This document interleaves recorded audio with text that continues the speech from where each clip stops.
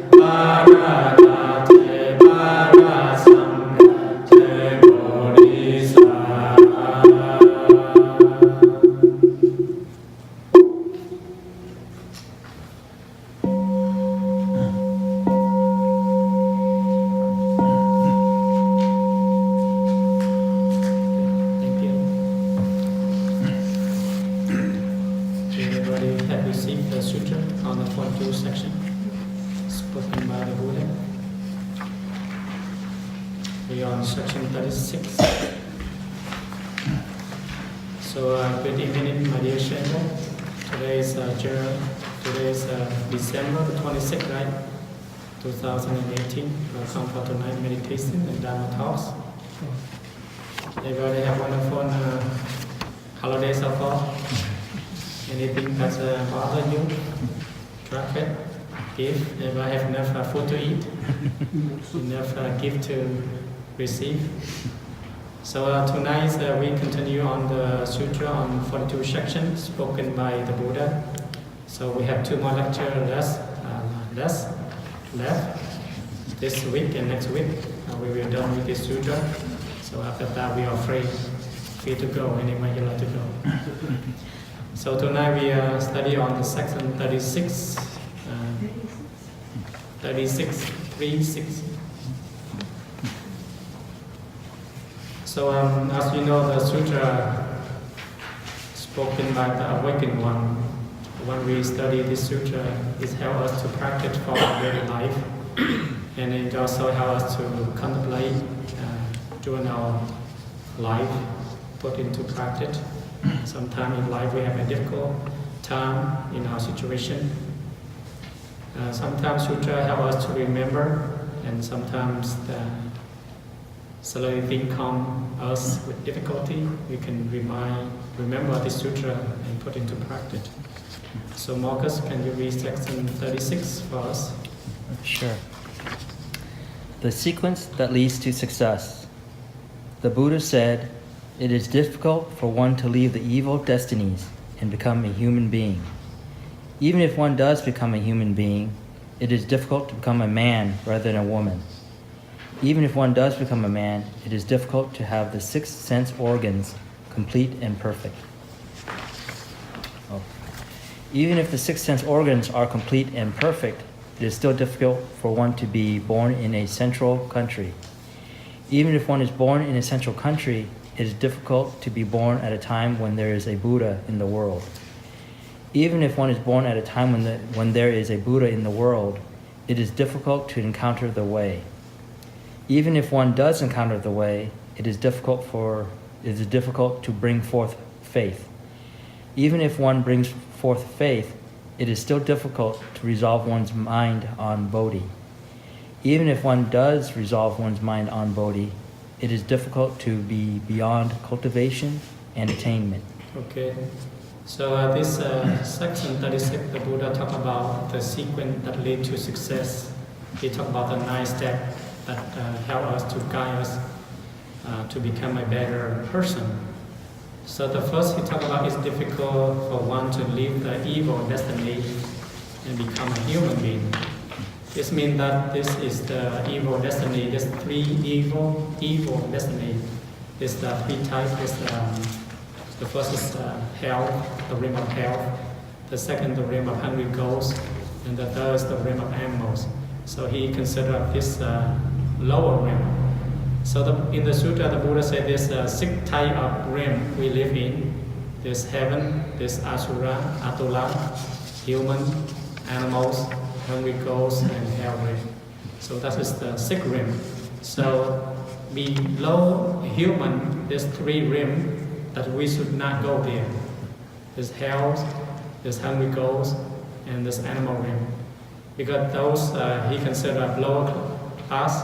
It's very difficult to practice. As you know, that's why we, as a human, it's easier for us to practice, right? So the next one, he said, if one become a human, it's difficult to become a man rather than a woman. Is this discrimination? No, he talked about man is more. We live in a world man is more advantaged than woman. That's why he talked about during the Buddha time, because usually this predominated man-controlled world in the Buddha time. So it's difficult for being a woman. It's usually being a woman, you have to be a wife, you have to stay home, and in the India time, other men have to go to work and make the money and bring home for a woman. Sometimes women have difficult in their life, in this situation. So he said that being a man is more easier than being a woman because they have a lot of difficulty during that time. But today it's not like that, right? Sometimes woman is easier than man. So you have to depend on the society, what they talk about. Just like in a culture that men dominate woman, so woman is very uncomfortable. Just like some country, women have go out, they don't go out a lot, they have to stay at home, take care of their children, do all this stuff. They don't allow to go outside. But men, they can go anywhere. So here he talked about the difficulty as for a woman more than a man. And the next one is when you become a man or a woman, it is very difficult to have the six sense organ. You have eyes, ear, nose, tongue, body, and mind. So when we look to our body, we are fortunate that we have all the six sense perfectly. Some people born without eyes, ears, nose, tongue, or something like that. So we are fortunate that we have this six organ. We are able to see, hear, taste, all those stuff. So we are lucky to have this body with the six organs that are perfect. Imagine children born out without leg, without hand, without eyes, or without hearing, right? Some children born out without, just like if you go to Vietnam, there's some children born out without any hand or leg, right? So you are fortunate you have everything. You have 2 hands, 2 legs, eyes to see, ear to hear. Some people born out with blind, right? They cannot able to see. So here the Buddha said that it is very difficult to have this 6 sense organ completely and perfectly. So in the Buddha Sutra, if you want to become a monk or a nun, you have to have this 6 sense perfectly, right? If you want to be a bhikkhu or bhikkhuni, when you take a precept from master or from highest head monk, he asks you, do you have this 6 sense organ perfectly? If you have one of these sense organ missing, you cannot become a bhikkhu or bhikkhuni. Because as a Buddhist, monks, we have to be a role model. We have to have 6 sense organ perfectly, so we can be able to hear, to see, taste, and to able to practice. One of the reason is that during the Buddha time, this monks, one of his when he born out, one of his I think his tongue is missing. He cannot talk well. So even thought when he become a monk and bhikkhus, before the Buddha give the precept that all monks and nuns have to be perfect with the 6 organs. And one of these monks, he missing one of his organs, right? And then when he achieved an arahant, and he cannot talk very well, so the Buddha and the disciple told him not to go give Dharma talk. So when he give a Dharma talk, people make fun. If you make fun of an arahant, you will be punished your merit, your virtue will be lost. So he told one of his monks, he already achieved arahant, he should go heaven and stay here, should not stay in this world, because people saw him missing one of his organ, his 6 organ, then they usually have a different views, different opinion, right? They see different things. So that's why the Buddha, when you become a Buddha, monks or nun, you have to have 6 sense organ perfectly. So until you achieve enlightenment. The next one, he talked about the 6. If you have a 6 sense organ completely, it is difficult for one to be born in a central country. Central country is, it means that you born in a city. Usually in older time, you born in a lower class, a lower poor place, that there's no education, no school, or no other thing. So it's the central country is like born in the city. And number 5 is if one born in a central country, it's difficult to born a time when there's a Buddha in the world. So we are born in a world without the Buddha, right? The Buddha passed away 2,000, how many? 600 years ago. So it's difficult for us to born in the Buddha time. Because when you're born in a Buddha time, you're able to listen to his lecture, you're able to see him apparently, so you can achieve enlightenment fast. And then the number 6, if you're born in a Buddha time in the world, it is difficult it is difficult to encounter the way. Even though some people born in the Buddha time, but they don't practice the way. So same like you're not born in the world time, the Buddha time. So he talked about when you meet the Buddha, sometimes you in front of the Buddha, people don't like him, people don't listen to his teaching, right? And number 7, if one encounter the ways, it's difficult to bring forward with faith. Even though you know the path, the ways is for us to put into practice. So even though we know the Dharma, the teaching of the Buddha, for us to put into practice is very difficult. So that is number 7. And then number 8, if one bring forward faith, it's difficult to resolve one mind on the Buddha, the body mind. That means if you have faith in the Dharma, the teaching, but you have not achieved the enlightenment yet. Some people, they're able to understand the Dharma very well, they're able to teach, they're able to give lecture, but they have not achieved their awakened mind, awakened nature yet. So that's why he says it's difficult. And the number 9 is the difficult is when you resolve your body, you know that you have a body, mind, awakened mind. When you practice, but you have to go beyond. You have to let go of your body, body, mind to just like difficult beyond cultivation and attainment. So the last one he talk about how we achieve something but do not attach to it. It's like if you become a Buddha, you should not attach, oh, I'm the Buddha. Right? If you still attach to that Buddha, then what?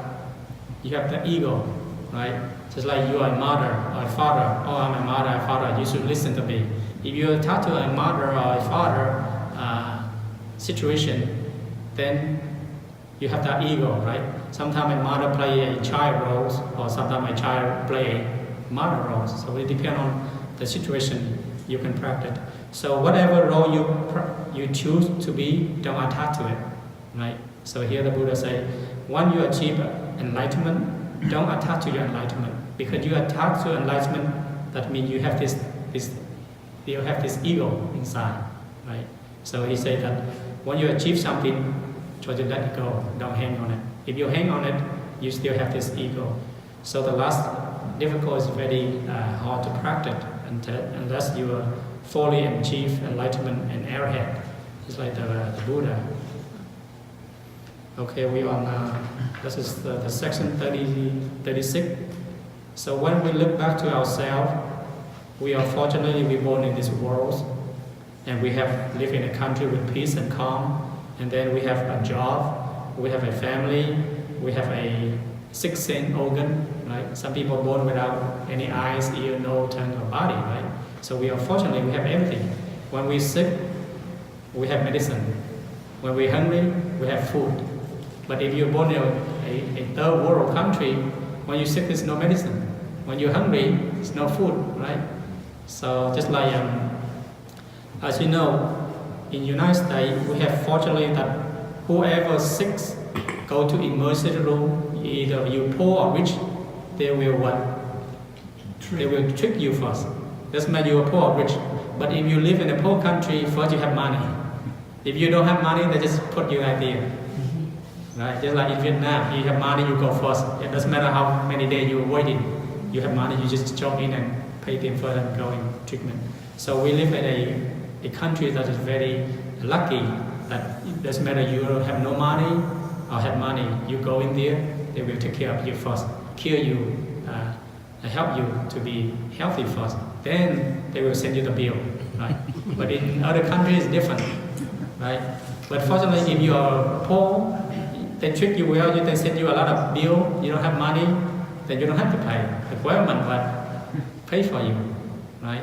So we are live in a country that a lot of merit and virtue. So you should respect that. But if you live in a country like Vietnam or other country, you go to a doctor, you have to wait there. If you have money, you go first. If you don't have money, you stay. Sometimes people lie there 3 or 4 days. Right? So when we look back, that we are fortunately we live in this country. Okay, section 37. Stephen, can you read this 37 please? Staying mindful of moral precepts brings us close to the way. The Buddha said, "My disciples may be several thousand miles away from me, but if they remember my moral precepts, they will certainly attain the fruition of the way." If those who are by my side do not follow my moral precepts, they may see me constantly, but in the end they will not attain the way. Okay, so when you read this section, we are fortunately that we are close to the Buddha. Even the Buddha is passed away 2,600 years ago. If he say, if you practice the way, the moral precept, you take care of the precept, you practice the precept, then you close to the Buddha. But if you close to the Buddha every day and you break the precept, then mean what? You are far away. So Buddha is always with you if you practice the right way. The moral precept is the 5 precepts, right? The thing that you do every daily life, you do goodness, you do kindness, compassion, that means you close to your Buddha. But if you do evil, hatred, angry, frustrated, all those stuff, even though you are live with the Buddha by your side, but you are far away. So when we see this sentence, the Buddha say that the more we practice, the more we accept, the more we close to the Buddha, right? So the Buddha here have 2 meanings.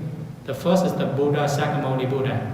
If you practice his precept, follow his teaching, behave what you're doing, that means you close to the Shakyamuni Buddha. The second meaning is that if you practice precept, take care of yourself, be kind and compassion, that means you close to your Buddha inside.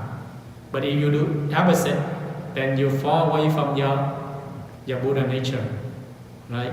You do evil, like the angry, frustrated, killing, stealing, sexual misconduct, lying, that means you fall away your Buddha nature. So this is 2 meanings. So here every day you practice, you see yourself. If you close to the Buddha, means you practice good. If you fall away, means what? You are not practice very good. So every day you wake up, do I do good thing, compassion, love and kindness, good for moral precept, take care of my 5 precepts. And sometimes for a monk, Buddhist monk, every month, half a month, we have to recite 250 precepts. If we break one of the precepts, we should take care of one of the precepts. So every day, every half of the month, we recite 250 precepts. If we did not break any one of 250 precepts, that means we close to the Buddha. If we break one of the precepts, means we are far away from the Buddha. So you do the same thing. Every day you recite how many precepts? 5 precepts, right?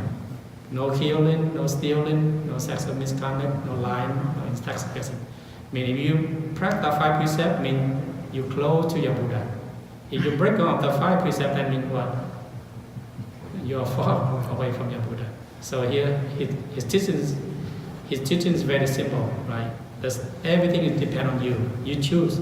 You want to be close to your Buddha, you should practice the precept. If you want to stay away from your Buddha, break the precept. It's very simple.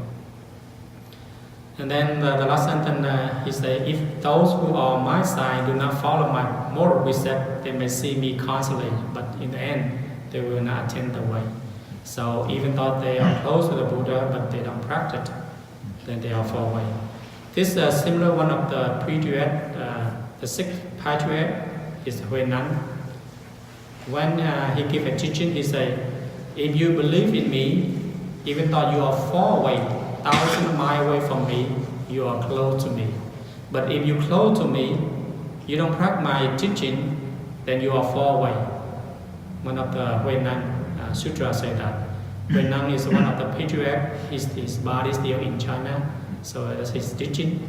So during his time, he had thousands of disciples, monks. So some monks they don't practice, some monks they practice. So that's his very simple teaching, just like the Buddha. If you believe in me, you might be 1,000 miles away from me, but you are near to me. But if you don't believe in me, and even though you are far away, 1,000 miles away, but you don't practice, you are far away from me, and then you practice, you're close to me. This is his simple statement, just like the Buddha. Okay, the last section, 38. Laura, can you read the last one for us? Birth leads to death. The Buddha asked this strong mana, How long is the human lifespan? He replied, a few days. The Buddha said, you have not yet understood the way. He asked another Shramana, how long is the human lifespan? The reply was, the space of a meal. The Buddha said, you have not yet understood the way. He asked another Shramana, how long is the human lifespan? He replied, the length of a single breath. The Buddha said, excellent, you have understood the way. Okay, so here the last section we talk about today. We talk about the wave of life. If you understand the waves, one day the Buddha spoken to a couple monks, and he asked one of the monks how long life lasts. The first monk replied, what? A few days. Yeah, a few days. And then the Buddha said, you have not understand the way, the path. And then he asked the second monk, how long does life last? The other monk said, reply what? Length of a meal. Just a length of the meal, right? It's very short, right? When you eat, you die. Very short. And the Buddha said, you have not understood the path. And the last monk, he asked, how long does life last? And the monk said, oh, it's just a single breath. And the Buddha said, excellent. You have understand my teaching. So when you look back at 3 months, why is the monks who understand that the Buddha teaching is human life is just like a breath. So when we look back to ourselves, how long do we last? 30, 40, 50, 60, 80 or 100 years? Right? So when we breathing in, we stop breathing out, that means what? You're gone, right? So this is life, very short. The more you breathe in, the more you breathe out, means you live longer. If you breathe less, then mean you have a short life, right? So when we understand that life is just a sort of breath, then all the affliction, all the suffering in the world will be less. Because we know that our life is very short. Sometimes we expect our lives 50 or 80 or 90. That's why we see our life is very long. That's why we have a lot of suffering, a lot of confused, right? So every day as a monks, we contemplate that life is very short. Just breathing in, and then you start breathing out, I mean you're gone. So that's help you to less attachment, help you to enjoy life more, each moment, rather than, oh, tomorrow, next month I make a lot of money, I have a lot of vacation, then I enjoy. Right now I don't enjoy. Doesn't mean what? That means you think that your life will live next month. But if you see your life is just short, every breath, every moment, then you enjoy that moment. Even though you are suffering, the most suffering in that moment. Because you know your life is very short. So don't wait until next month, next year, next 10 or 20 years, you have what we call retire and then enjoy life. Don't do that. It's too late already. So every moment you breathe in, breathe out, you enjoy that moment. Right?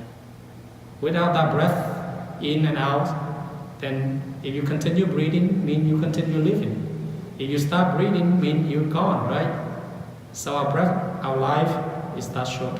So that's why the Buddha said that if you understand your length of life, just short of a breath, that means you understand the path, the way. It's help you to cultivate deeply, and then all your suffering, all your affliction will become lesser and lesser every day, right? As you know, when we see a fly, a mosquito, their life is how many? Very short, right? Couple months, sometimes couple days, right? Some insect they live a couple days. But when they see themselves, one day, 1 month is very long. But for us, we see it's very, very short. But a heaven being, they see our life, 100 years for them is 1 day. When they walk They go on vacation one day and then come back, oh, that person died already. They live 100 years already. So they see our life very short. But for us, we see our life very long. But when we look back to the other mosquito, the fly, or the other small insect, they live sometimes weeks, months. Their life very short, but they think their life is long. Sometimes we think our life is long, right? But actually it's not very long. So here the Buddha said that all life in this earth, if they are breathing, if they breathe in and breathe out, that's their life is very short. So that's why the Buddha say this is not for us to get upset or get angry, but to help us to realize that's life. Enjoy each breath, each moment you live in with your family, with the person you love. Because you stay with them right now, you don't expect to see them tomorrow. So that's why you enjoy each moment. Even though you know them a short time, but you enjoy that moment, that is truly helpful, truly mindfulness, truly enjoyable. But if you know that person, you live with them 100 years and then you don't enjoy each moment, then even though 100 years is useless, right? So that's why if you know that person just couple months, couple years, but you truly enjoy with him each that moment, that means consider it's longer than you enjoy that person live with us 100, 50 or 30 or 40 years, but you don't enjoy that moment. So that's why the Buddha said that you should enjoy your life each moment with the person you love in a breath. Because tomorrow they will go away. Tomorrow they will go somewhere, right? They will might die, or they're moving somewhere, right? So the Buddha wants us to live with the moment, in the present moment, every breath. That's his life. So he wants us to respect life as it is. So when you understand this section, now you understand the reality of life, right? So don't get upset, don't get mad, don't get angry, because all the things will not last long. So everything is impermanent. So here he wants us to see the life is impermanent. So birth leads to what? To death. There's birth, there's death. Nobody live forever. You will not stay here forever. For me, I'm not stay here forever, right? Someday I will go, right? You will go too, right? So we should respect each moment when we gather here today. Tomorrow we are not here, we should respect that. So you should enjoy each moment when we are here. And this is the end of the Buddha teaching on this section. Do you have any question, comment? Anybody? So next week we will finish this sutra. And then there's finish the end of this year. Right? Yes, go ahead. I had a question about the section with the six sense organs. Mm-hmm. So the Bodhidharma went and established the monastery, and he meditated in the cave. For 9 years? Yeah. Yes. And that guy cut off his arm to show his devotion to the Dharma. Mm-hmm. So how did he become a monk? Who become monk? He became a monk before he cut his arm. Oh. Fortunately, he became a monk before he. Otherwise, he should not become monk. So when you become a tick the 250 recept, your body has to be full. You have 2 arms, 2 legs, everything. Yes, Cagney? So there's like this thing about like rebirth, like Mhm. in the Buddha, like how when you die you have rebirth. Why is it that sometimes like when babies are born, they will live for like a few months and then they'll die because of like some sickness or they'll Who? like when you die, Mhm. it like believes that you'll like be born again. So why is it that like some babies die after birth? Because their life is very short in this life. They depend on their karma. It's like when some people just born now and die. Some people in the tummy, mommy tummy, 2 or 3 weeks they gone. So this depends on their destiny, past life too. And sometimes their destiny in this life. Right? So everything have their own destiny, their own karma. because sometimes people born a couple of days, or some people only 11 or 12 years old, they pass away. So it depends on our karma and our destiny. Sometimes they only have this world, so only 11 or 12 years, and they have to go different world, right?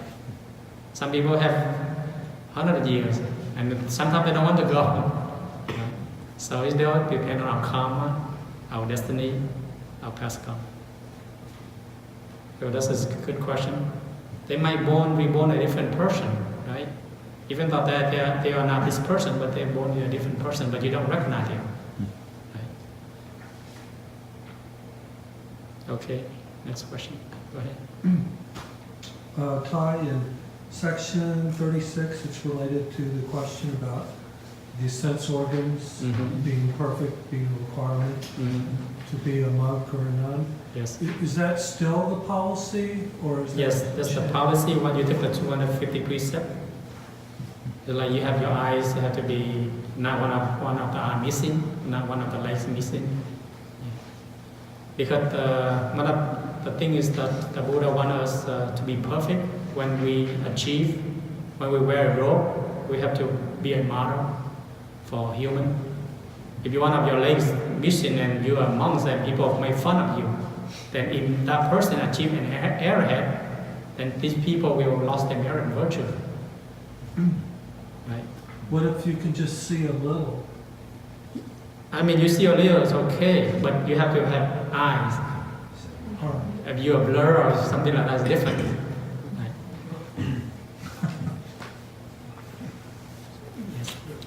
You can still achieve enlightenment, though. Yes, you can achieve enlightenment, but the Buddha don't want us to one of the body missing. Because enlightenment, a blind or sick people everybody can enlightenment. But one of the precepts, be a monks have to be a role model for human being. So that's why during the Buddha time, mostly monks is young. Like from the 20, 30, 40, 50. Right? They don't go older. Because if you're older, you cannot have time to read and your memory is bad, and then by the time you recite the sutra, you're missing. Right? So you are trained from young, you have more experiment, you have more of those things. But today there's a lot of old monks and nuns. Society is different. Okay, but if you're old, you have smart, intelligent, you have clearer, you can take the precept, you can enlightenment. Enlightenment is for everyone, but one of the rules that we have to protect the monks and nuns for people make fun.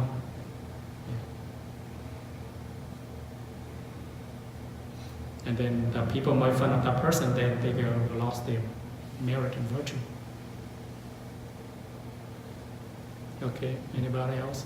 Question, comment? Yes, there's another question, Ty, about section 36. And it's explaining that it's much easier if you're born when the Buddha is living. And of course, I agree with that.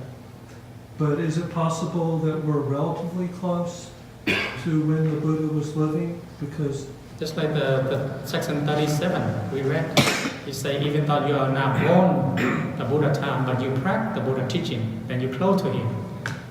So relate to that 37. right. Yes. But what I'm trying to say is, my understanding is it's going to be thousands or hundreds of thousands or millions of years until the next Buddha. So maybe being 2,600 years away, we're relatively close, because Yes. at least the teaching is still there. Maybe in 20,000 years from now, maybe No the teaching. teaching will just totally go away. Yes. So it would be even harder. Yes, right. But I'm kind of, Okay. Yeah, that's good. Yeah. This is the way. So even though we have 2,600 years, but we still close. But if you're born like 20,000 years ago, from now on, it's forward. that's what I'm wondering. Yeah, yes. So as long as the Buddha teaching is still there, you are close to the Buddha. So when you apply this teaching and go to section 37, and you see, oh, even though the Buddha passed 2,500 years ago, but his teaching here, I practice the teaching, then I close to the Buddha. Rather than I born in the Buddha time, but I don't practice, then I'm far away. The main thing is the teaching, put into practice. Now, just like you have a parent, right? Every day you close your parent, and you don't listen her teaching, you don't ignore her other stuff. I mean, you live with them, but you are far away.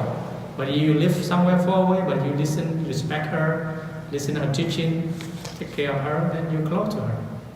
Just like most children are like that. When they close to their parent, they just ignore. They don't respect their time with the parent. But when they go high school, they go college, they go far away from their parent, now they what? They're homesick. They miss their mom, their dad, they remember when they're a child, they should do close to mom. As a human, we always like that. Something in our hand we don't respect, but sometimes we lost. We begin to respect. It's like when we have mom and parent, they live in, we don't close to them. But when they pass away, we usually regret. As a human, we always regret. Oh, I should do this and do that when my mom alive. Now my mom passed away. I do regret. But today your mom living, you don't do that thing. Right? You see that? So parents like that. Children are like that. So the Buddha teaches like the Buddha, the father, and the mother, we are the children. So you should respect your parent. As long as you live with them, they are close to them. And tomorrow they're gone, they disappear. You have nobody to hang on.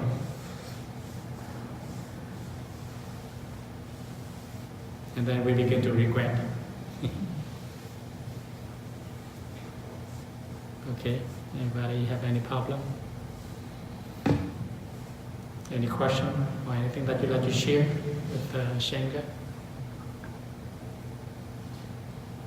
So this is the end of the year. We have probably 3 more classes. Last, we will finish this sutra.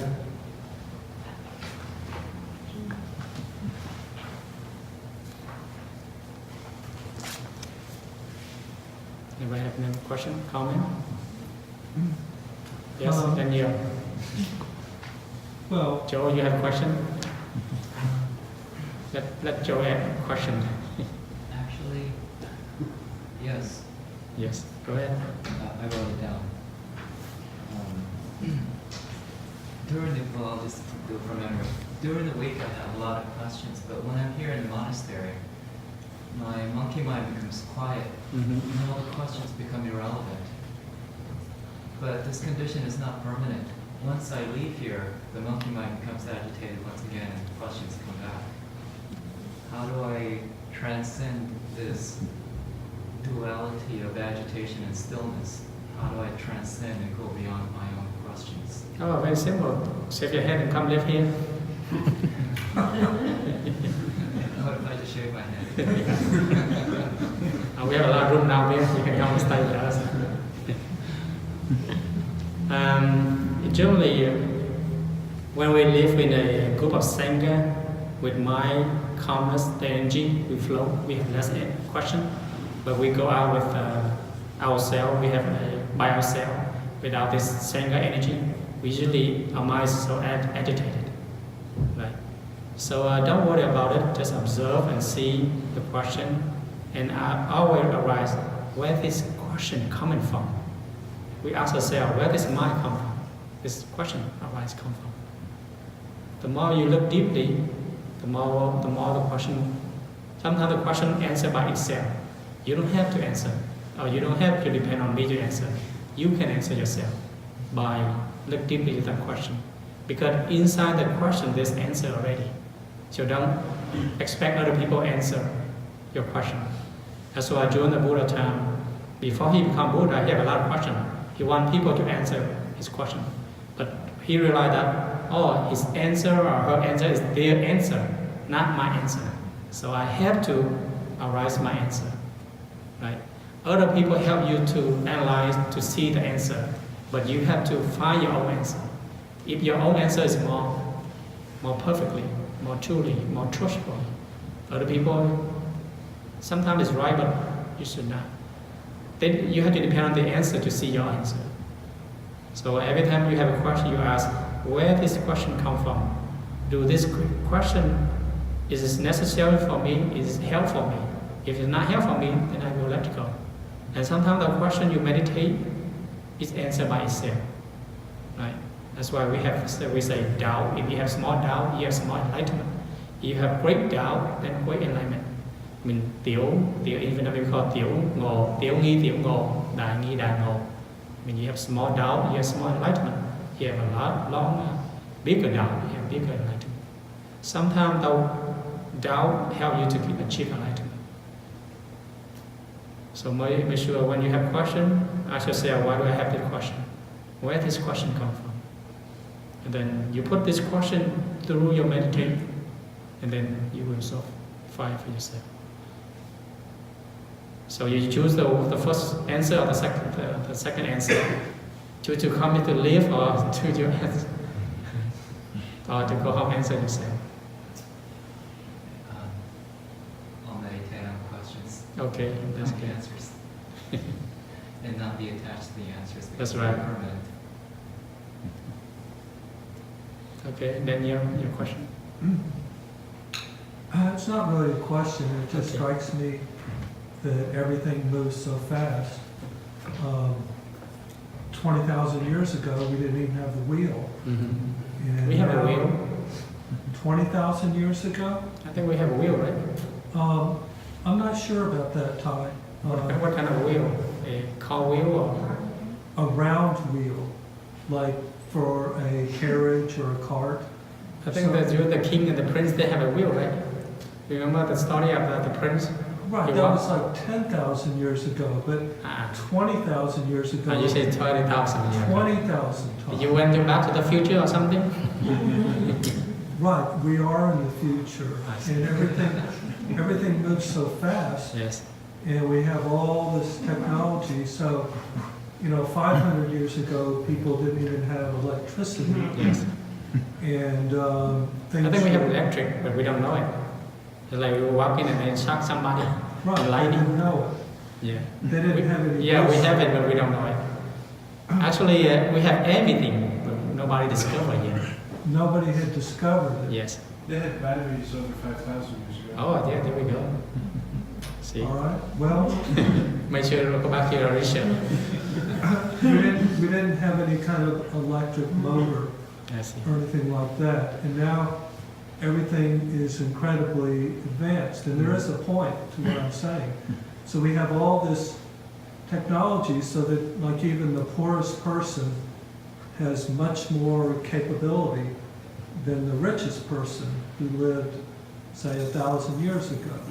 I mean, even the richest person back then didn't have a TV set or a car or air conditioner or whatever. But do people get happier or not with all the improvements and all the conveniences and everything's so much better? But does that make people happier or not? And I'm not sure. So you have to ask yourself, will you make you happy? It makes me happy. And there we go. But in general, I'm not sure it makes people happier.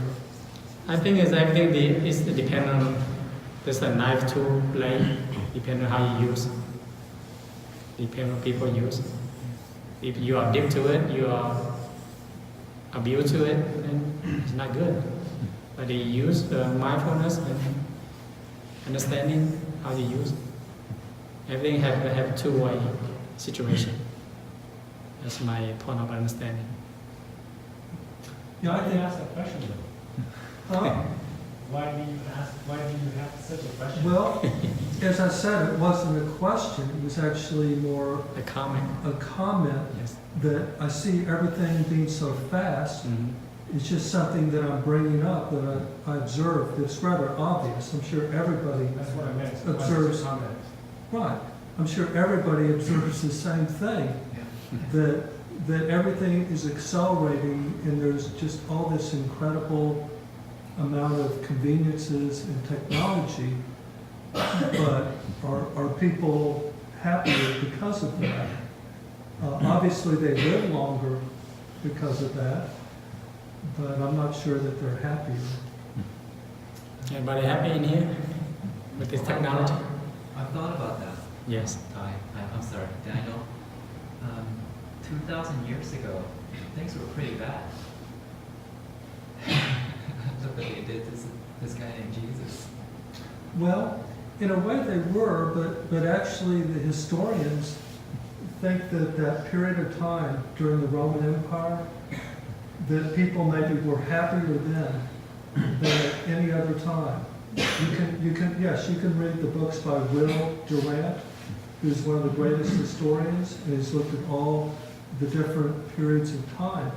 And yeah, he thinks during the Roman Empire, it's called the Pax Romana, so this would be from about maybe around 100 AD, around that period. Yeah, the Roman peace, when there was peace for hundreds of years, and there was stability, that people were actually very happy then.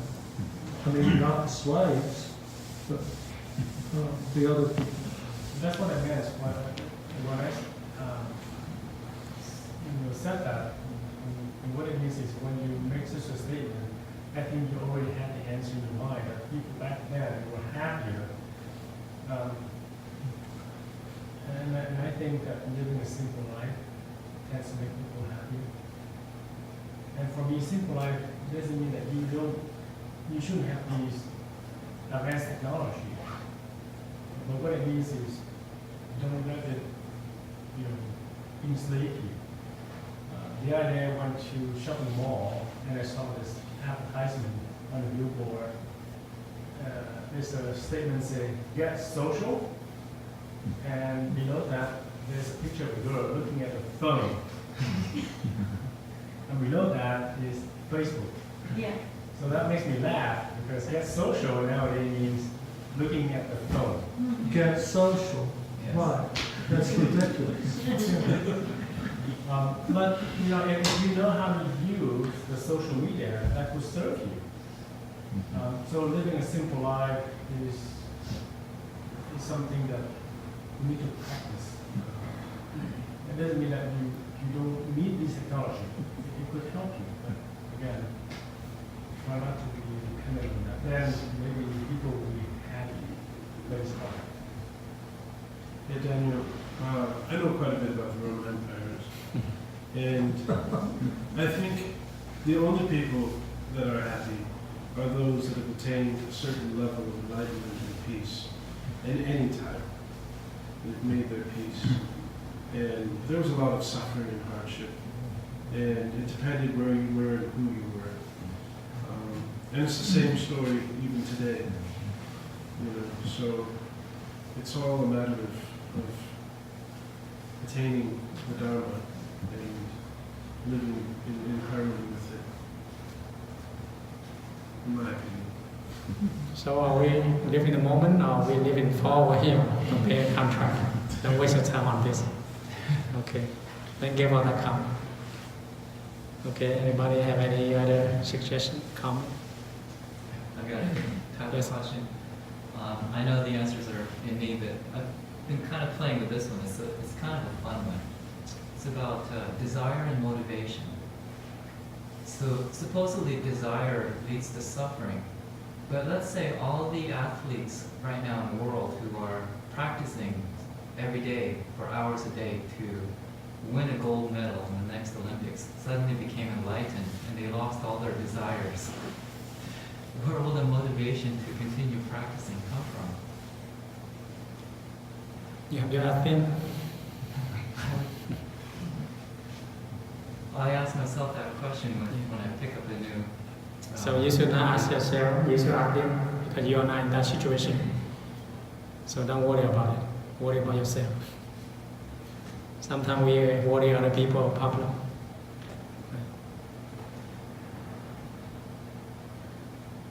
The only thing I could think of is that I would probably continue doing things like, let's say, I took up archery and I Mhm. wanted to hit the bullseye every time. I would probably continue doing it just for the fun of it. Yes, that's the desire of fun different from the desire bad. So there's two types of desire for fun, for energy, for other things, relaxing. That's different. But the desire of winning, hate, all those stuff, anxiety, fear, that's bad. It's like for a monk, we desire to get enlightenment, desire to get purity, desire to help all sentiment. That's good desire. If we are human, we have no desire, then you are a robot. You are like a rock. Right? So it depends on what desire you talk about. So if Motivation. If you're doing something for fun and you enjoy it, Mm-hmm. that there's no desire and there's no attachment, right? You just depend on your mind in that moment. Is there any greed, angry, delusion, any attachment right there? Sometimes we play fun, but we attach. Just like children play game, they like to play game, but they attach to it. Without the game that day, they feel like without cigarette, smoke. Like people just watch TV. That day they don't watch TV, they like feel like missing. I mean, they're already addicted to it. That's bad. Because I try to be detached from everything, not be attached to anything. And sometimes this question comes up and it bothers me. It's like, what's the point? Because Yeah. then I have to work around it. What's the point of doing anything if there's no desire for anything? Then become a rock. Yeah, that crosses my mind too. Yeah. Go ahead. Necessity is the mother of all invention. Yes. So all the motivation or desire we help us make us continue to do it. It's like if I don't have desire of teaching every day, every Wednesday, then what the point of teaching? Right? What's our comment here? You have to have motivation, helping, compassion, other. I'm trying to learn a song on piano. It's not necessary. So then there would be no motivation if it's not necessary. If necessity is the mother of invention. But there is a need. There's no need for me to play. There's a need for you. Yeah. I I mean, don't think of necessity in a narrow sense, but in a grander sense. You know, there's a spiritual need, there's an intellectual need. There's Go back to this question. Why are you breathing? Are you desire to breathe air? No, it's all. It's There we go. Do everything like in your breath. All the things you do is like breathing.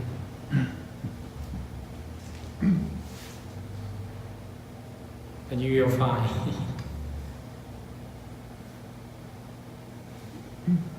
Yeah, I could give an example. So like in the Olympics where you had Tanya Harding and Nancy Kerrigan, do you remember that rivalry? You're familiar with that? Yeah. So Tanya Harding had her boyfriend hit. Long story, very long story. We already know. You already know it. Yes. Yeah, so smashed the knees of Nancy Kerrigan. So that was a desire that was very... Jealousy, that's jealousy. Yeah, jealousy, desire.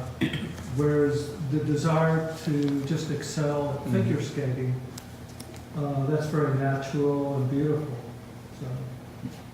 So I don't see anything wrong with that kind of desire. I used to be a very good runner, and I never really desired to do that. I just did it. It was almost like meditating. Was there an attachment to it? No, there really was not. I did get a runner's high, but I could live without running. It didn't really bother me to not run. Now you cannot run anymore. Well, that is correct, Ty. There you go. That's unfortunate. That's just reality of Yes. getting older. Yeah. Okay. Anybody else? Okay, I will see you next week. Happy New Year. Enjoy your wonderful New Year. Stay safely for this New Year.